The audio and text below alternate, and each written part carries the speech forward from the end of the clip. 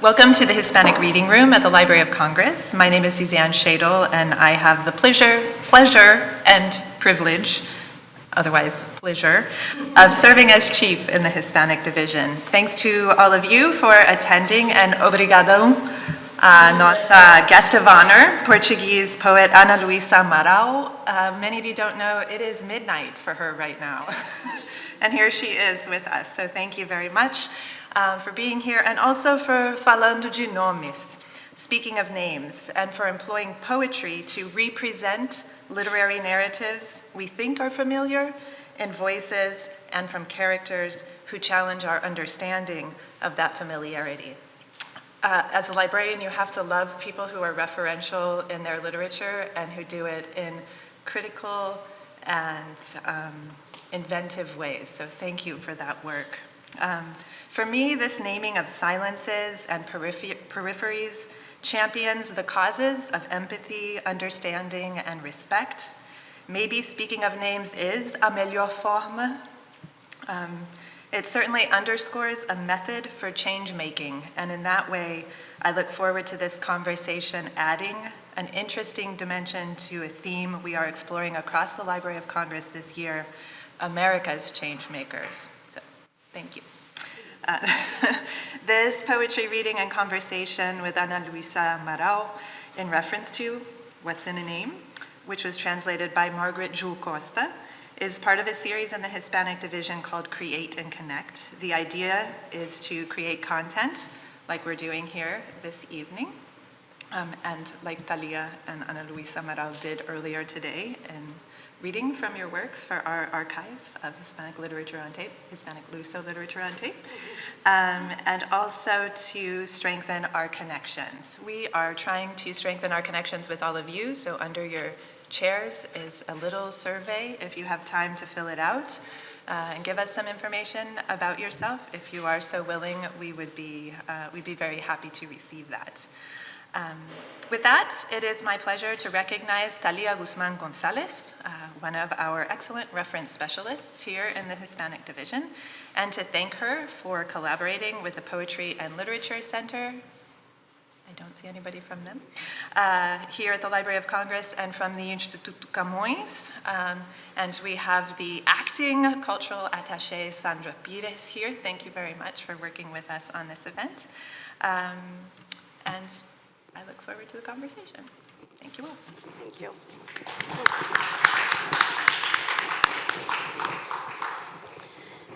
Thank you, Suzanne. I am going to read a brief introduction to Ana Luisa Amaral. I'm going to do it from here, not necessarily even go to the podium. And then we'll move on to our conversation, and best of all, the poetry reading by Ana Luisa. Ana Luisa Amaral is professor of literature in the Faculdade de Letras of the Universidade do Porto, where she's also senior researcher and co-director of the Institute for Comparative Literature Margarida Lawson. She has a PhD in the poetry of Emily Dickinson, and her areas of research include comparative poetry and feminist and queer theories. Among her scholarly publications is the Dicionário de Crítica Feminista, that she co-edited with Gabriela Macedo, and the annotated edition of Novas Cartas Portuguesas entre Portugal e o Mundo, which is also published in English as New Portuguese Letters to the World, published by Peter Lang in 2015. And they're both there at the table. You can go and see them. She has published 17 books of poetry. Am I missing? More, but around more or less. Books of poetry. And her poems are also included in numerous anthologies, national and international anthologies. Novels, plays, children's books, literary essays. She's covered many, many literary grounds. Among her published translations, we can find works by Emily Dickinson, William Shakespeare, John Updike, and Patricia Highsmith. Her books have been published in the US, Brazil, Mexico, Colombia, Venezuela, Spain, Italy, Germany, France, Sweden, and the Netherlands. And not only that, she travels a lot and frequently. She was just telling me where she's going this year, and I was exhausted. How you do it, I don't know, it's amazing.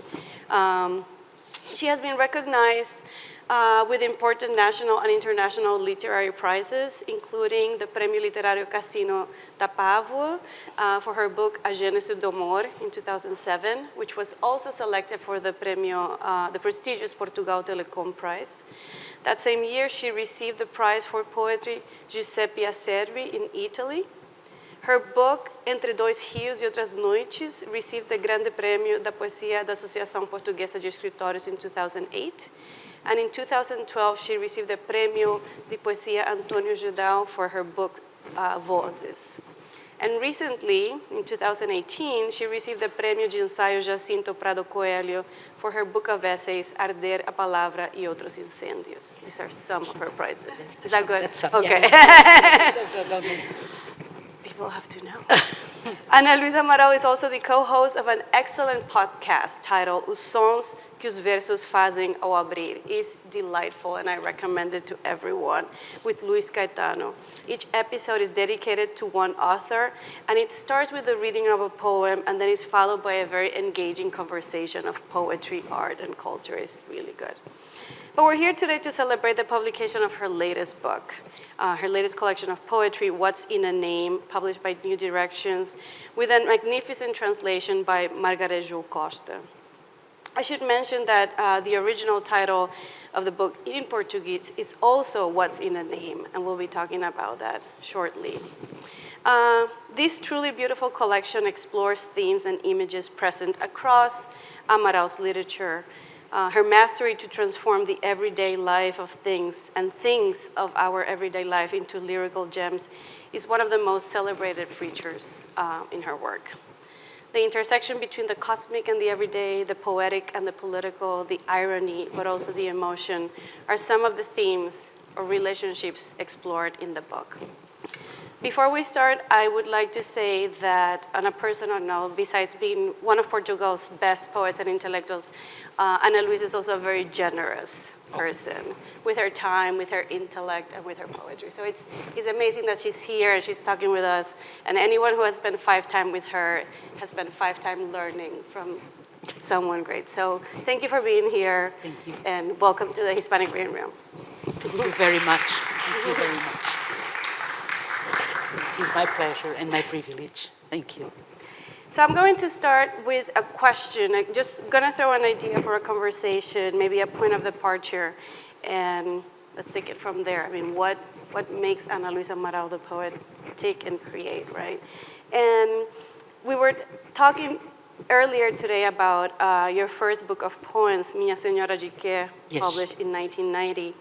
And of course, those of us familiar with maybe Portuguese literature, we see that title, we're like, oh, maybe she's playing, right, with the title Minha Senhora de Mim, by Maria Teresa da Horta, etc. And then here we have now your book of poetry, What's in a Name, with a line of Romeo and Juliet by William Shakespeare.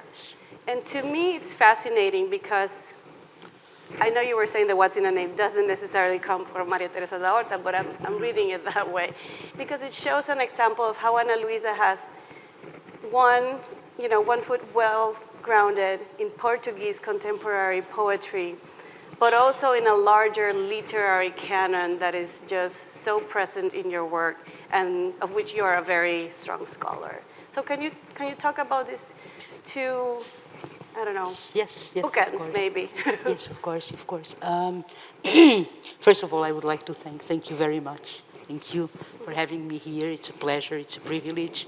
And it's beautiful, this. I had never been to Washington. I lived in the United States for 3 years, from 1990 to 1993, but it was in the East Coast. It was in Rhode Island, actually in a small town called Hopkinton. Very, very teeny, near Westerly. And I was at Brown University and at Harvard, so I commuted from one to the other. And this was years ago. So, and then I come very often to the United States, but I've never been to Washington, So thank you very much for having me here. It's a big pleasure. About your question, well, first of all, I'm going to start with that first book of mine called Minha Senhora de Que, which is by itself a very hard, title to translate into English because the Anglo-Saxon, let's say, culture does not have that tradition, the medieval tradition that is, the trovadoresque poetry with the Minha Senhora, that means Minha Senhor. That was the way that the troubadours would address the feminine you. Minha Senhora, in those days it was Minha Senhor in the 12th century, 11th, 12th, 13th century, because Senhor did not have feminine and masculine, in the gender. It was only Senhor. It was only one form. But anyway, Minha Senhora de quê comes precisely from the troubadoresque poetry. It does not come, at least in the conscious way, from Maria Teresa Horta's Minha Senhora de mim. It doesn't. I didn't even know Maria Teresa Horta's book. This is a very interesting thing. But the person who convinced me to publish my first book was Maria Irene Ramalho, very good friend, and well, the person, I was 33 years old. I didn't want to publish my books, She kept saying to me, you have to publish your poem, you have to publish. I don't want to publish because I was afraid of losing what I felt was like this kind of, relation of innocence with the word, with what I was writing. I was afraid that, critics would make me too self-conscious of my poems, and then, I don't know, it was a mixture of things. Anyway, she was the person responsible for, as I was saying, the publication of my first book. And when I organized finally that first book of poems, which is a totally different task, by the way. One thing is to write poetry, which is for me much easier. Another thing is to make a book. To make a book is a different thing. It's like a project, you have to exclude and include.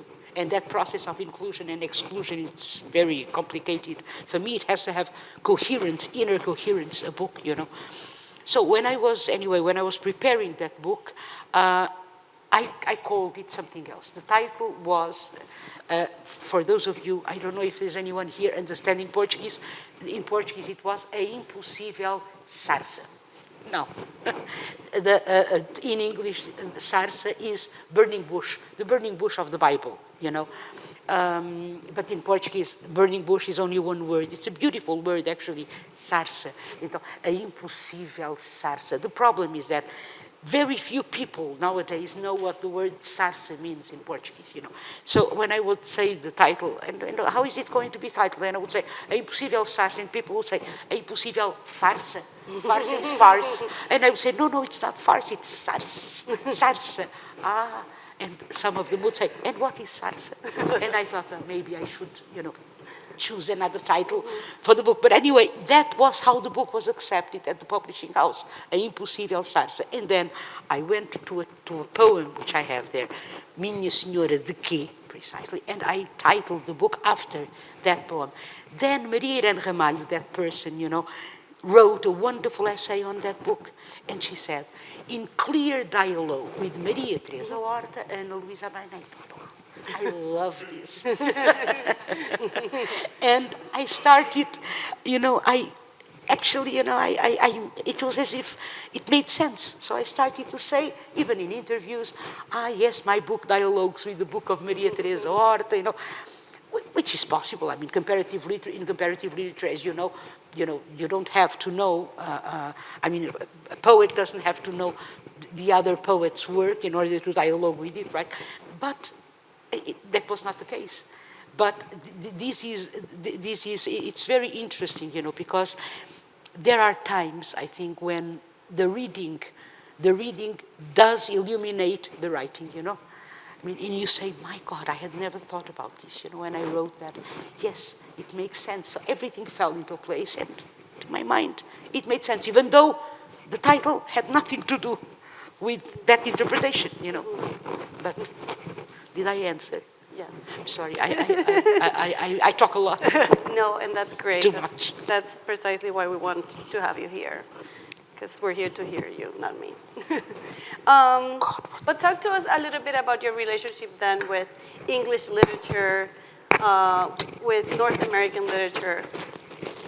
That's all right. No, the problem is that I think I I wet my blouse and okay, it's all right. You're great.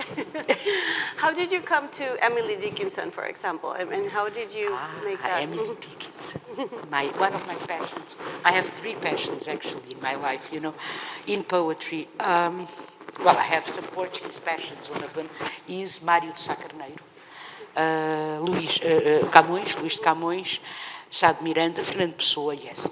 But my enormous passions are Emily Dickinson, William Blake, and William Shakespeare. For me.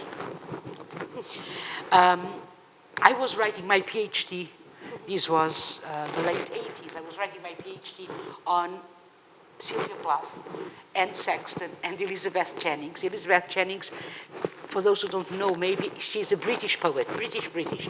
And Sexton is, as you know, an American poet. And Sylvia Plath is American, of course, but she moved, as you know, to England, to the United, to Britain, to London, actually, to England. And the idea was to work on space and time. I think it was something like that. No, I'm sorry, no. The inner exile in these three poets. And yeah, I think it was a nice idea, So, and Sexton would be the example of they are all from the same period, right? The American, then Elizabeth Jennings, the English, and Sylvia Plath making the bridge between, England and the States, and the United States and America. But the thing is that I was getting very, very depressed. This is the absolute truth, Reading Plath and Sexton, and after a year and a half, And the other one, Elizabeth Jennings, became a nun. And she's not the most humorous person, poet in the world. Anyway, so after a year and a half working on Sylvia Plath and Sexton and reading about this, depression and suicide and depression and all of these, I myself started to get quite depressed, really. And I told this to my supervisor. It's the same person who said that I should publish my poems. And she said to me, do you know this one? And she gave me these, the complete poems of Emily Dickinson, the one volume edition, the most well-known. And I took the book and I brought it with me because she's from Coimbra. I live in Porto, so it's an hour and a half travel by train. And in the train, I opened the book and I started to read. And I said to myself, I don't like this. What is this? This woman still uses capitals. In her, my God, I don't like this. I don't understand any of these. And I closed the book and I came home. But then at 2 in the morning or so, because I like to, I like to work until very late. It was so 2 in the morning or something like that. I opened the book again out of duty, because it was absolutely, because my supervisor had passed me that book. And I read this poem. If the stillness is volcanic in the human face, when upon a pain titanic features keep their place. And suddenly, it was like, it was epiphanic, it was as if something really, a curtain had fallen. And the following day, I took the phone and I said, Sylvia Plath and Emily Dickinson. And she said, okay. And a week later, I said, Emily Dickinson. Not even Plath. So that's how it was, you see. And then I wrote about the excess in Emily Dickinson's poetry. Actually, it's called A Poetics of Excess, which is some word which, at first sight can't be applied to Emily Dickinson's poet, but I think it can, I think that's through the process of subversion, that is, she creates a subterraneous version under the original version, or like what she does with prosody, what she does with the form, for example, right, where she uses the hymn beating, right? 4-3, 4-3, 4-3, and then, you know, she makes it implode. So I think that her process is a process of implosion more than explosion. And I think that everything she does, even her gestures of dressing only in white, of, starting to stay at home and not go anywhere, you know, and become a recluse, let's say, the myth of Amherst, as Mabel Loomis thought once, the myth, actually it was only the myth with a capital M, as she was known by the end of her life. I think that those traits, which were traits exercised by women in the mid-19th century, many other women were recluse at home, were at home, like if you think about the Brontes, if we think about Elizabeth Barrett Browning, if it weren't for Robert Browning, probably Elizabeth Barrett Browning would still, you know, I mean, would have died alone at home, right, with her father. Christina Rossetti, you know. So that thing of women, the reticence, right, the trait of reticence, even, I mean, that is a common trait in the behavior of women in the 19th century. What Dickinson does is she takes this to an excess. You know, she does this with everything, with her poems as well, in the syntax, in the grammar, you know, I mean, to the extent that she does create a grammar, you know. I mean, she creates a poetry, you know, which is poetry, but it is another, just like William Blake, you know. You know? And she speaks about everything. And she has humor, which is something that I think is wonderful in poetry, you know. Which is A little madness in the spring is awesome, even for the king. But God be with the clown. That's what she's in that poem, for example. You know, she has humor. No one, I cannot dance upon my toes. No man instructed me. She's a lie. She could very well dance upon her toes. She knew very well how to make a perfect poem. She knew, but she wanted sometimes, you know, to take that bit. So that's how it was. Sorry for all this frankness. Let's, before we talk, we move on to the reading, let's talk a little bit about the translation of the book.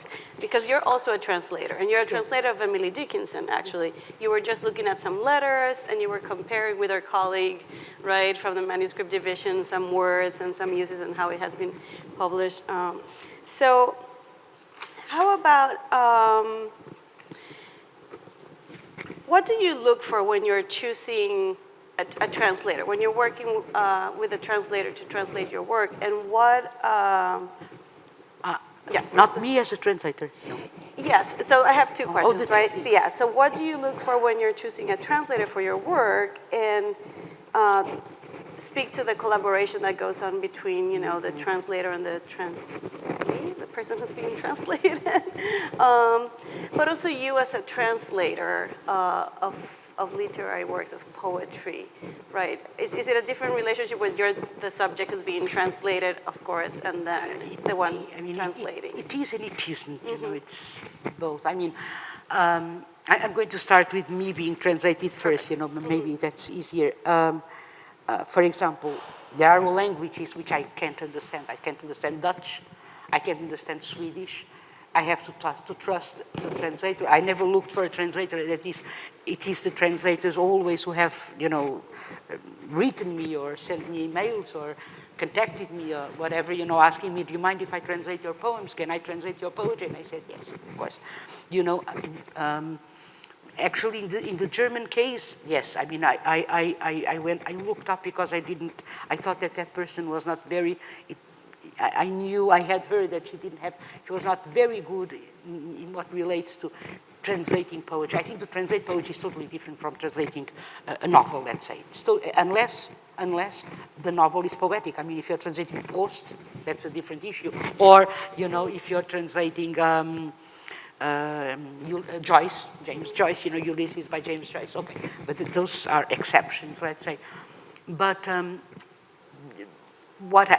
it's a little bit, I mean, I feel a bit anguished when the poem comes to me, for example, in Swedish, or right now it's going to be in this book is going to come out in Italy, but Italian I know Italian and I speak Italian, so I can understand Italian.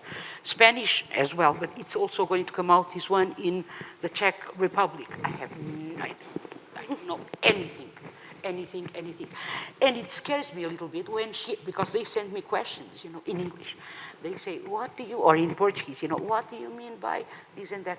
And sometimes I think, oh my God, if she didn't understand, or if she didn't understand this, how is the translation going to be, So it scares me a little bit, and I try to, so it's when I know the language, which is the case of English, of course, Margaret always sends me her translation, always, every poem that she translates, she sends me with her questions, sometimes comments on the side, saying, okay, or saying, for example, that poem that I read, Aprendizagens, it ends, renta a saída circular da infância, and she put whirly gig of childhood. And she said, it's a bit Shakespearean, but I like it very much, and I think it's beautiful. She's a wonderful translator, I think so. It functions. So yes, there is this, I have a more passive way, in a way, because the poem comes to me in another language. When I translate, I do it as I write my poetry. See, as I was saying to you, I can't conceive my life without poetry.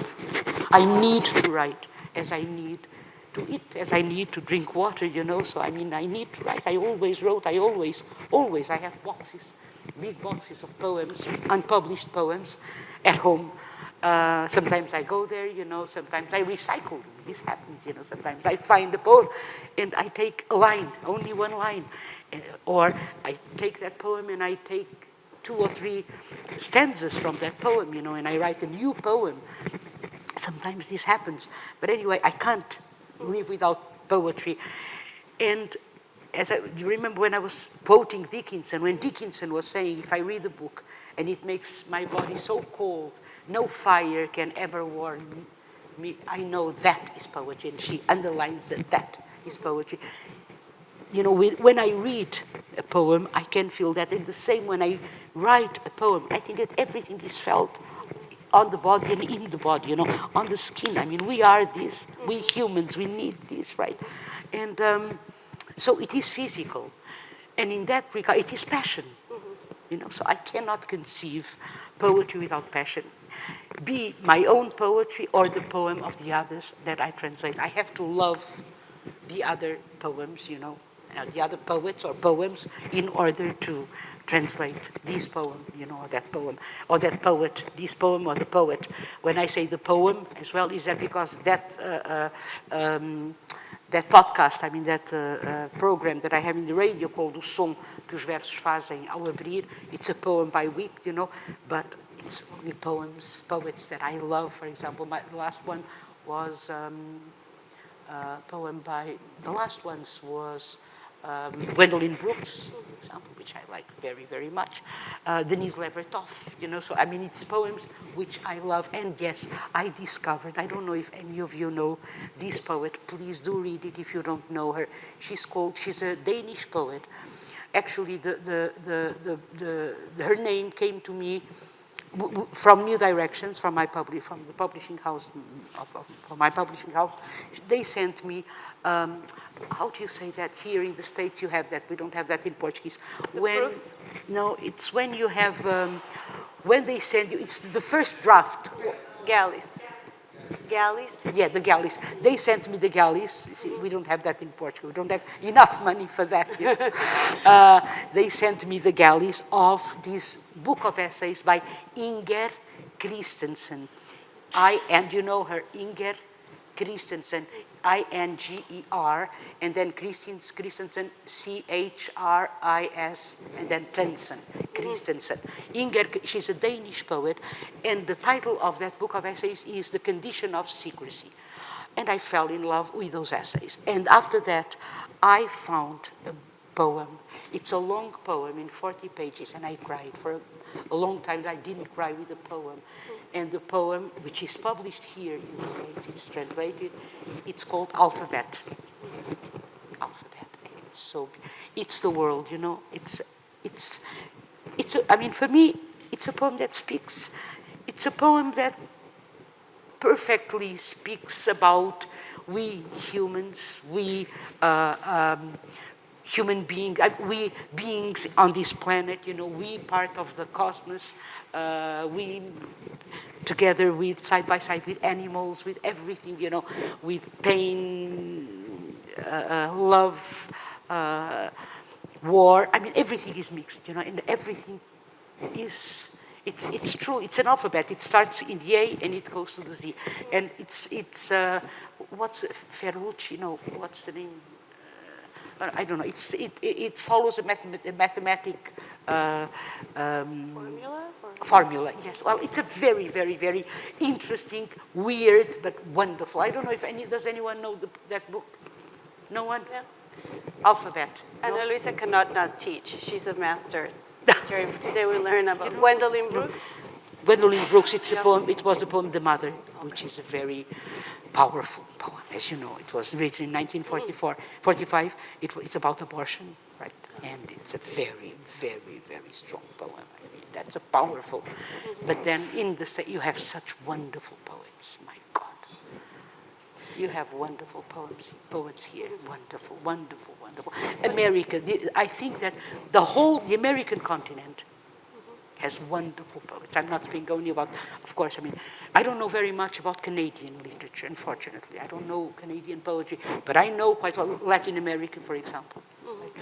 And there's these marvelous poets in Latin America, you know, young, still writing, whereas in Europe is, for example, German poetry. I don't care that much for contemporary German poetry. I don't care that much for contemporary French, but it's very, Dry.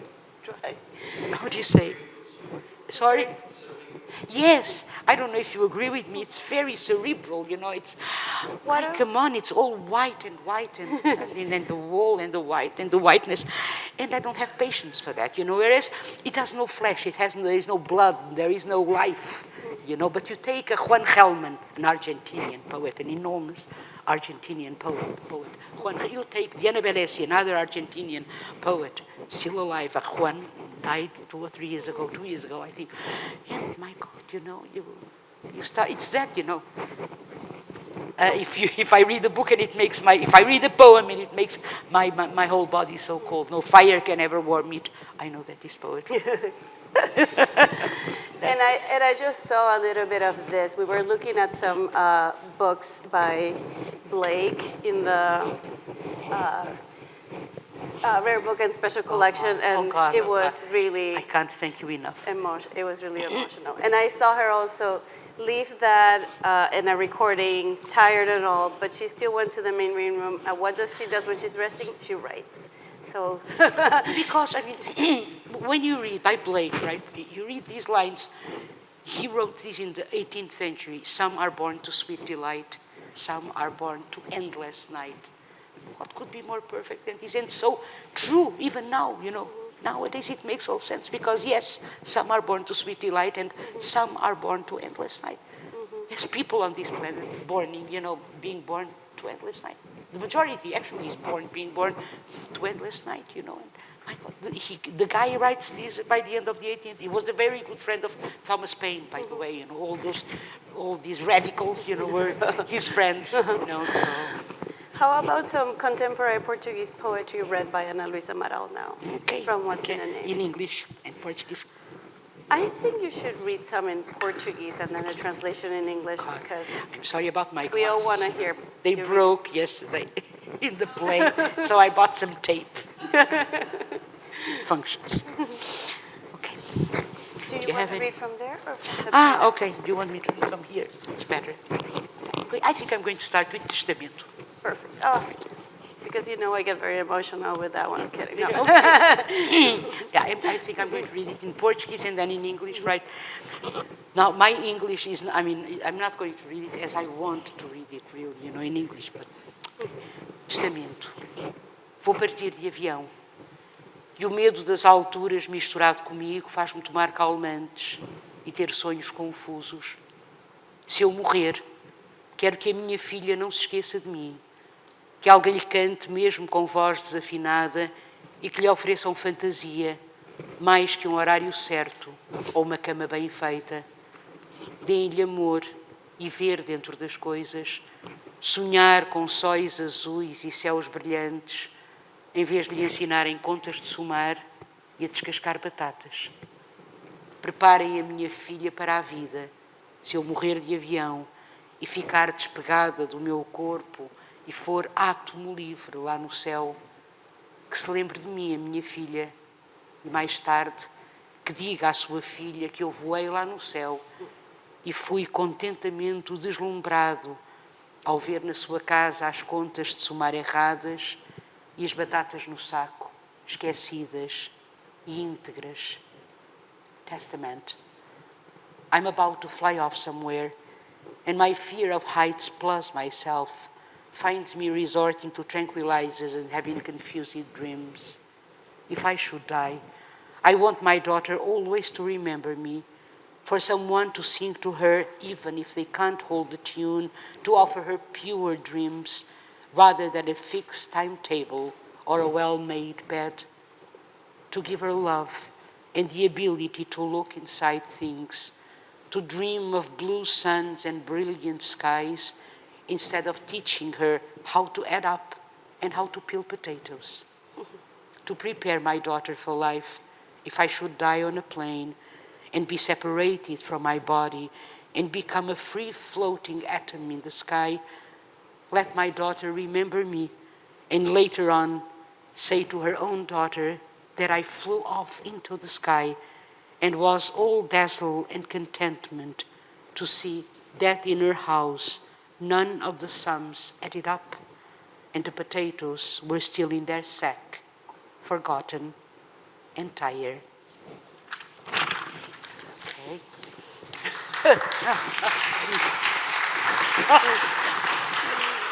Oh my God. Sempre faz.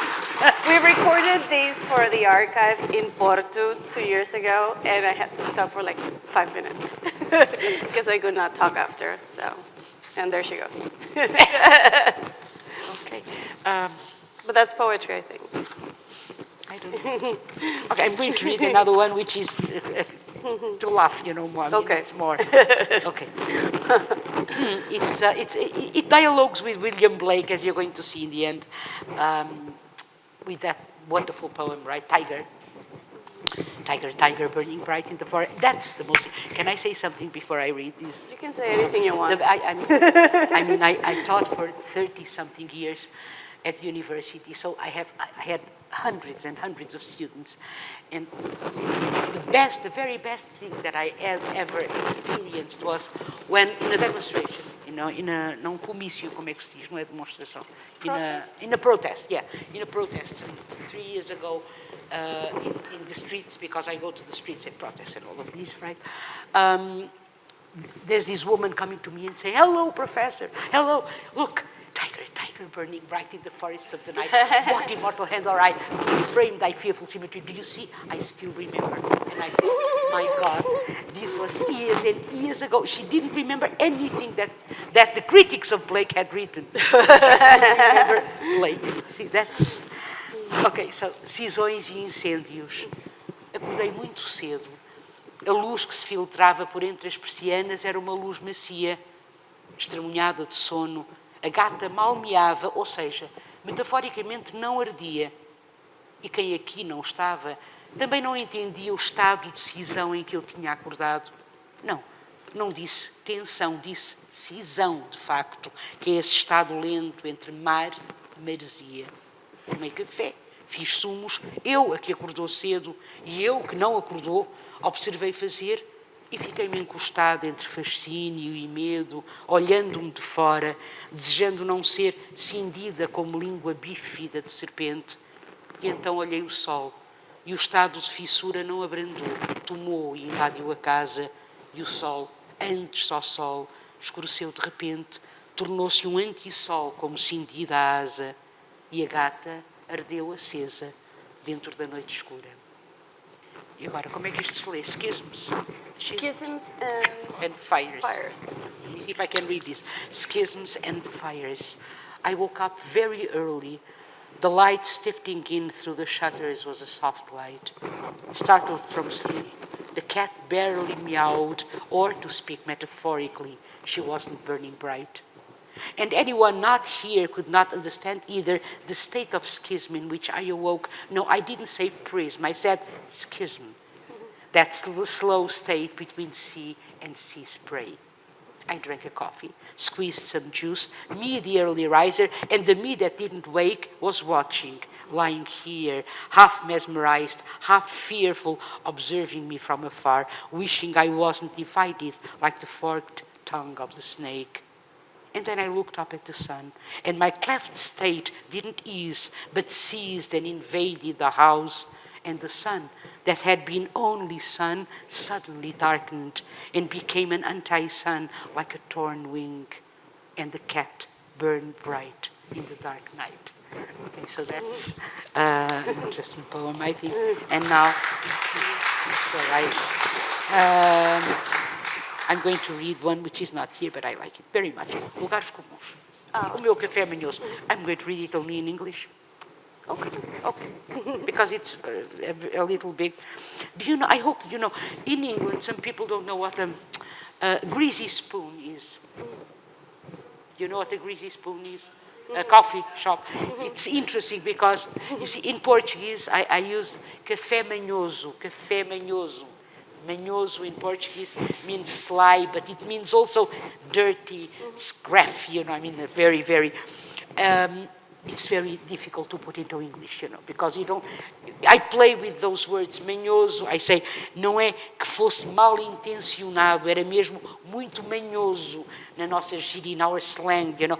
So that's hard to put, and Margaret did a wonderful job. She put greasy spoon, and then, you know, with greasy spoon she played, of course, and I think, but it's funny because some people in England don't know what the greasy spoon is.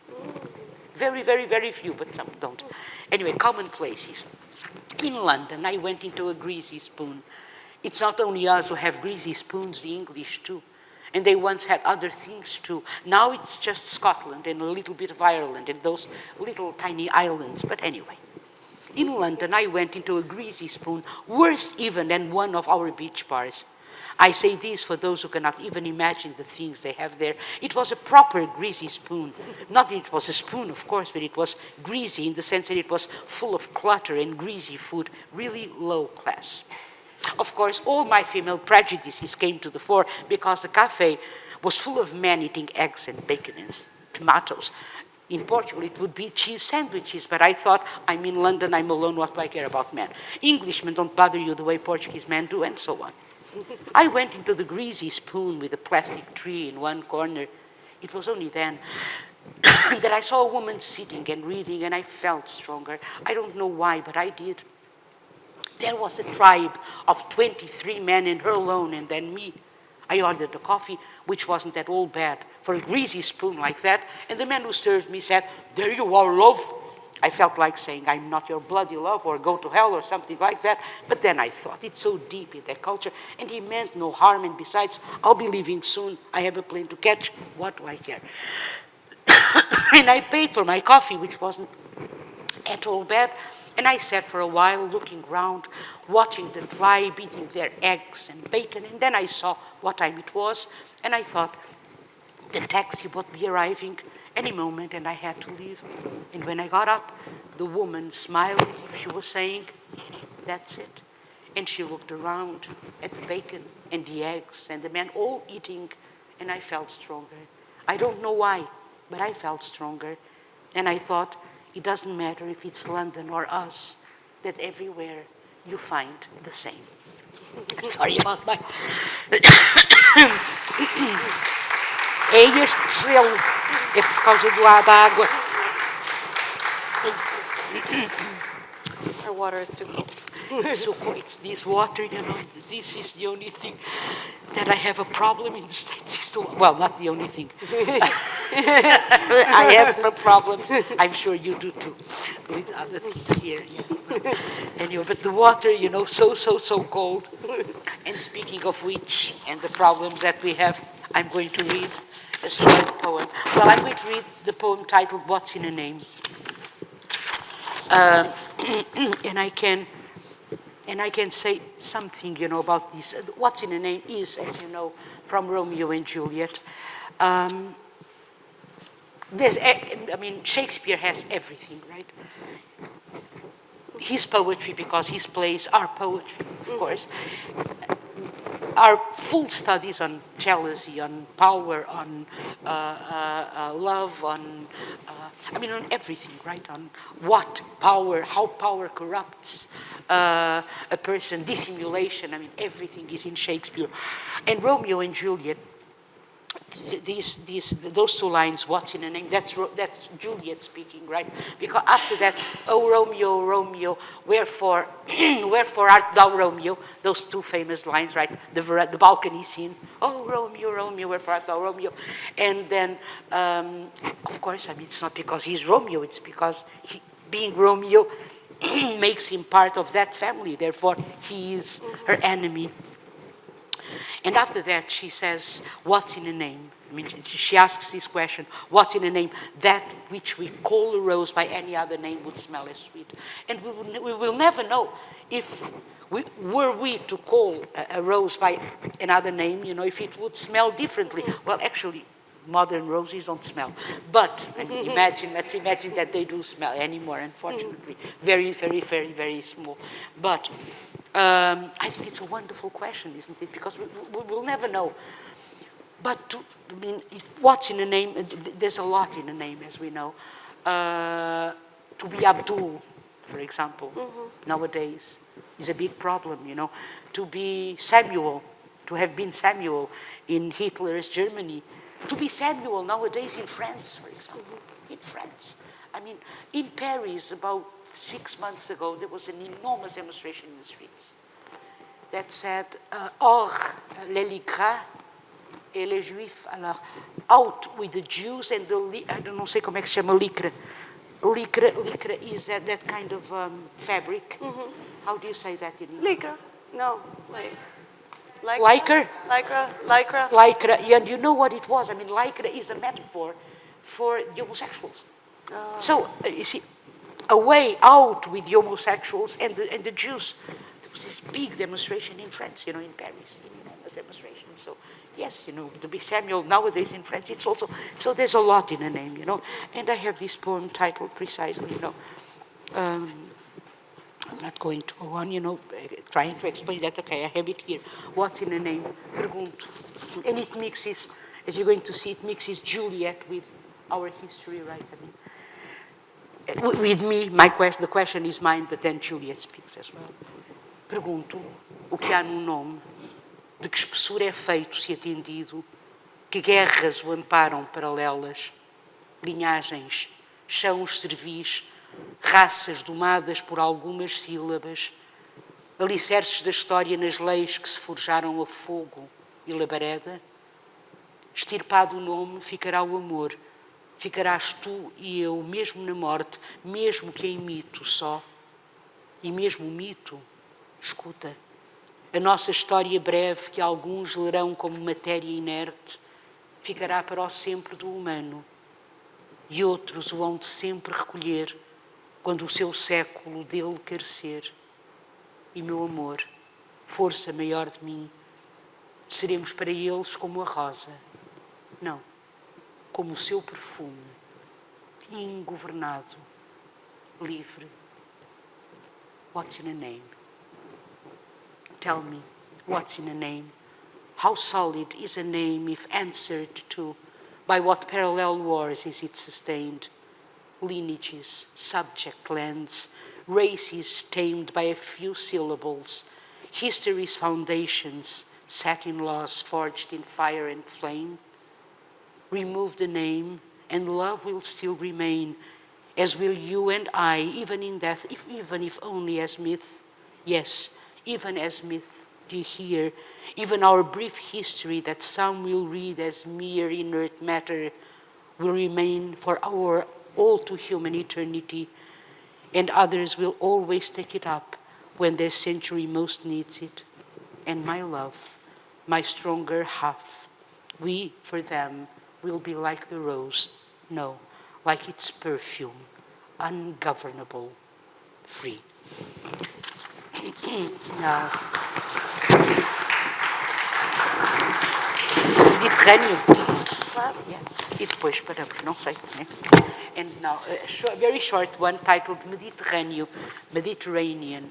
Of course, it's a reference to what's happening in Europe, right, in the basin of the Mediterranean. And the refugees, right, all those people who die in that basin, I mean, trying to enter, trying to come in Europe. But it's not only a reference to the refugees. It doesn't speak only about the refugees. It speaks also about the walls that are being built, in Europe, in Hungary, not only there, here as well, of course, or trying to be. And that precious, as it says here, the dense, seemingly vital fluid measured out in tons, which is, of course, the oil, and in the name of other things, in the name of freedom, in the name of democracy, in the name of, I don't know what, in the name of so many other things, also in the name of those, of the exploited ones, we make the wars, we start the wars, or wars are started. So it's called Mediterranean, Mediterranean, and it has an epigraph which is mine. I mean, it is like this, right? It has 2 lines. They seem an epigraph, but it's very interesting. These 2 lines were from a poem that I wrote years ago. I found in my box. And the poem has 2 pages. And I ruined the poem because I took those 2 lines and I wrote another poem with these 2 lines. Okay. Os mares de Homero deixaram de trazer esbeltas as suas naves. Em nome do sem nome, continua. Por desertos de areia, desertos sem sentido, continua. Por rostos no deserto, do sem nome ou rosto, continua. Ao fundo do deserto, diz-se gotas de sangue e grãos de areia, a esfinge no deserto, continua. No verdadeiro nome do espesso fluido que se diz vital, em toneladas certas, continua. Os divinos moinhos moendo devagar, fina farinha, inúteis mares de pó. Mediterranean, the seas of Homer cease to bring their slender ships. In the name of the nameless, it goes on. Across sandy deserts, meaningless deserts, it goes on. In faces in the desert, shapeless, nameless faces, it goes on. In the depths of the desert, drops of blood, grains of sand, the sphinx within the desert, it goes on. In the name of the dense, seemingly vital fluid, measured out in tons, still it goes on. The divine mill slowly grinding fine flour, futile seas of dust. Quer que leia mais e fechamos? Ou quer perguntas? Let's open the floor to questions if someone has a question for Ana Luisa. Her work. Yes. Thank you very much.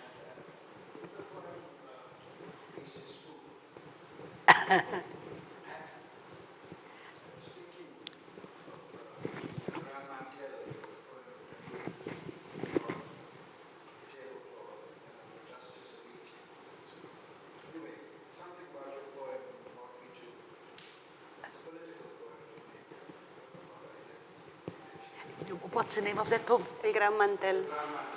Ah, bem bom. Como o pano grande, pano de mesa. De Pablo Neruda. Ah, de Pablo Neruda, sim. Ok.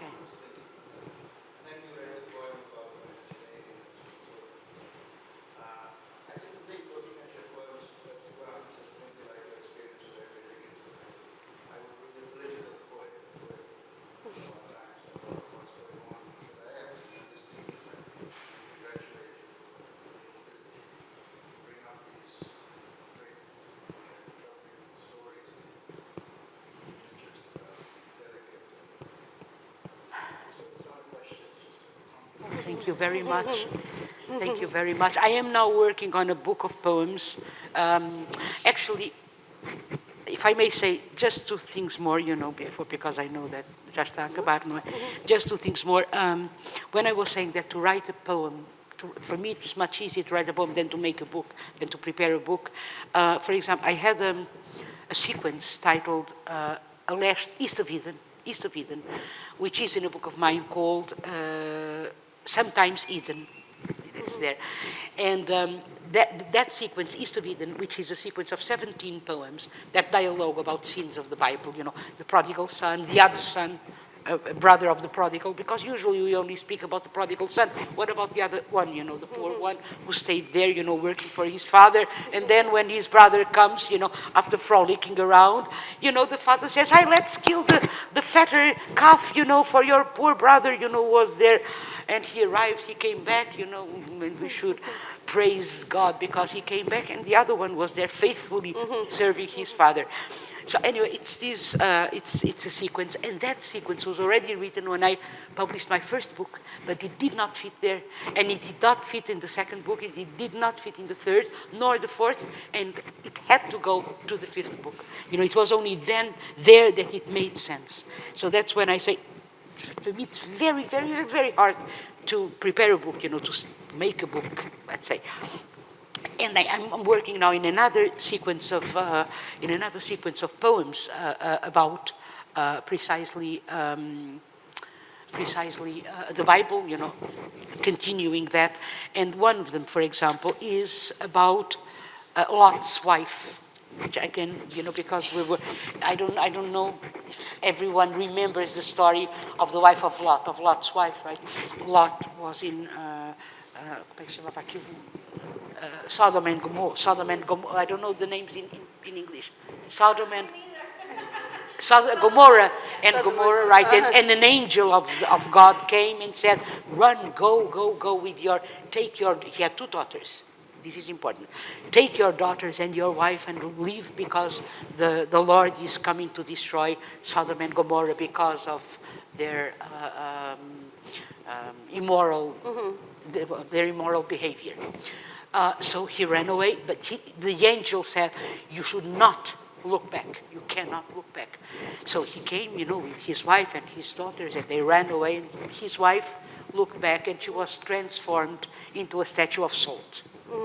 And after that, the Bible goes on. What happens? He sleeps with his daughters. I don't know if you remember that. This episode is not very, and it is with them that he has children. He has children with his two daughters, and those children are they start a new lineage, or two new lineages, right? So this is Lot's wife. It's his wife speaking. And as you know, the salt in those days was a very important thing. Salary comes from sal, from the word sal, right? Salary. People were paid in salt. Salt was a very, very important thing, a very precious and expensive matter. Lot's wife. I'm going to read it in English and then in Portuguese. "What would you do with me if you'd had the courage to stop?" I'm sorry. So he doesn't stop. Of course, he runs with his, because she's there, insulted, looking back. Okay, Lot's wife. "What would you do with me if you'd had the courage to stop? Not me as I was before, the one who would lay with you, the me without a name, only your name, who gave you daughters, baked your bread. What would you do with me? Not me as I was before, but me now transformed into a statue.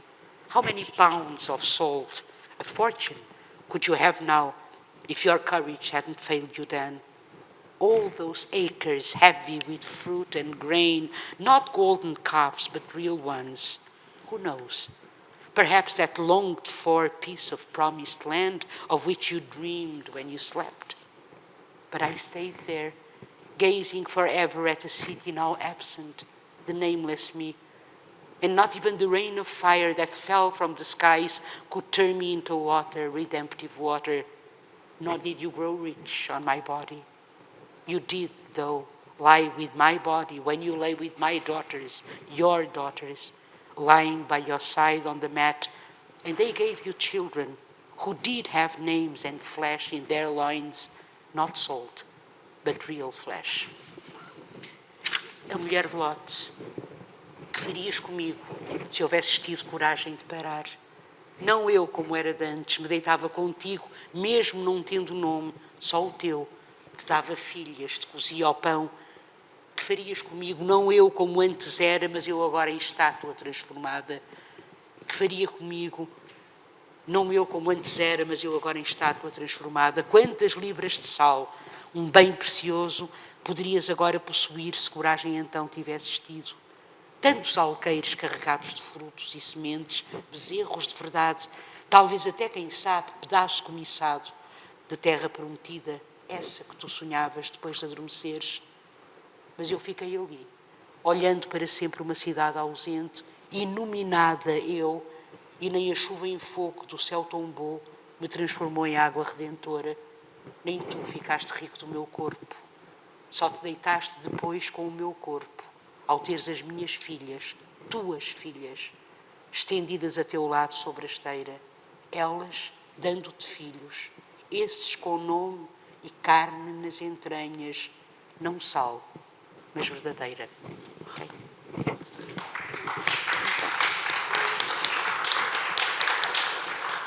Posso ler mais um e acabou? Ou não? Acho que temos uma pergunta. Yes.